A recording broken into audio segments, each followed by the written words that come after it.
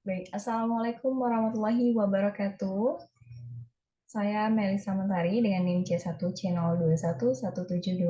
Di sini akan kembali menjelaskan materi kita tentang akuntansi syariah dengan materi berikutnya yaitu akad musyarakah. Baik, langsung saja kita kepada materinya.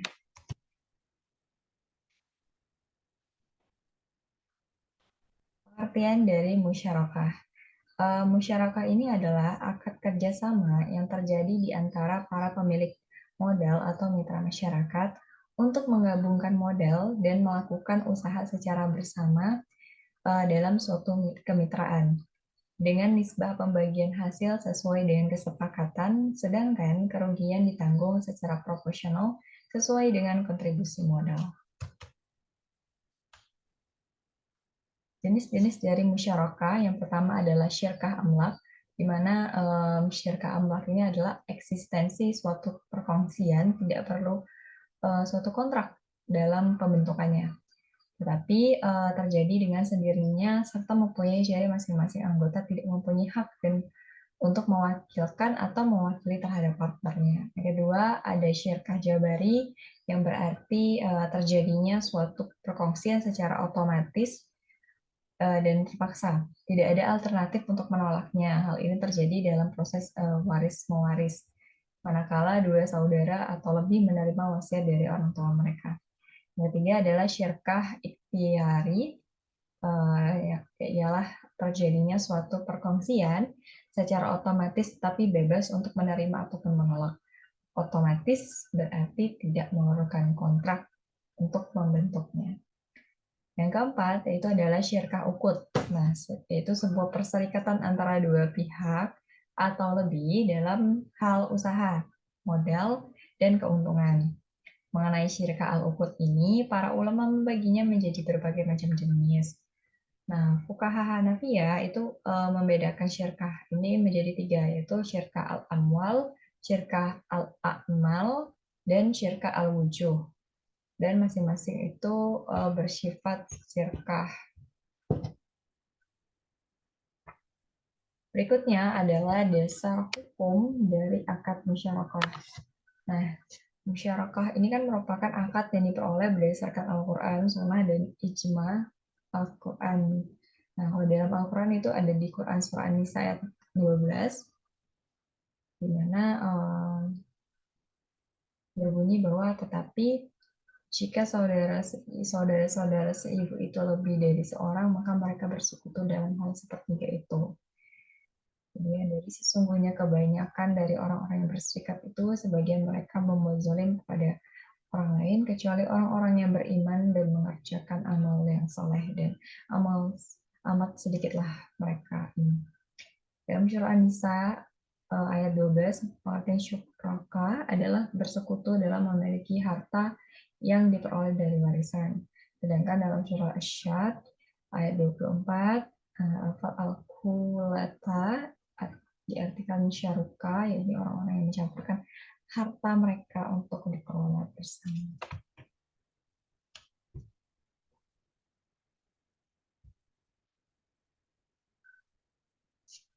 Nisbah dari musyarakah, keuntungan. Nah, keuntungan itu harus dikuantifikasi dengan jelas untuk menghindari perbedaan dan sengketa pada waktu alokasi keuntungan atau penghentian musyarakah. Yang kedua, setiap keuntungan mitra harus dibagikan secara proporsional atas dasar keseluruhan keuntungan dan tidak ada jumlah yang ditentukan di awal yang ditetapkan bagi seorang mitra. Ketiga, seorang mitra boleh mengusulkan bahwa jika keuntungan melebihi jumlah tertentu, kelebihan atas presentasi itu diberikan kepadanya. Nah, yang kedua kerugian. Kerugian ini harus dibagi di antara para mitra secara profesional menurut saham masing-masing dalam modal.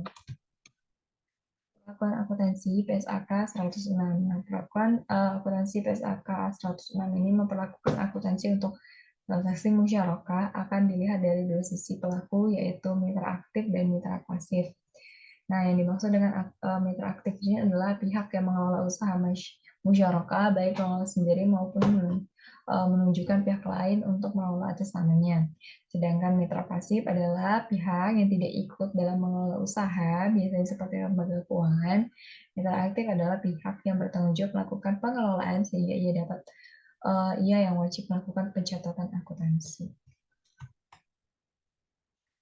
Pedoman akuntansi untuk musyarakah menurut pernyataan standar akuntansi keuangan atau PSAK 106 itu meliputi yang pertama karakteristik pembiayaan musyarakah, pengakuan dan pengukuran pembiayaan musyarakah, penyajian dan pengungkapan pembiayaan musyarakah. Ilustrasi musyarakah. Yang A, musyarakah permanen itu adalah musyarakah dengan ketentuan bagian dana setiap mitra ditentukan saat akad dan jumlahnya tetap sehingga pada akhir masa akad, contohnya seperti antara mitra A dengan mitra P yang telah melakukan akad musyarakah menanamkan modal yang jumlah awalnya itu masing-masing 20 juta. Maka pada akhir masa akad syirkah modal masing-masing itu tetap 20 juta. Nah, yang B, musyarakah menurun atau musyarakah mutanakisah.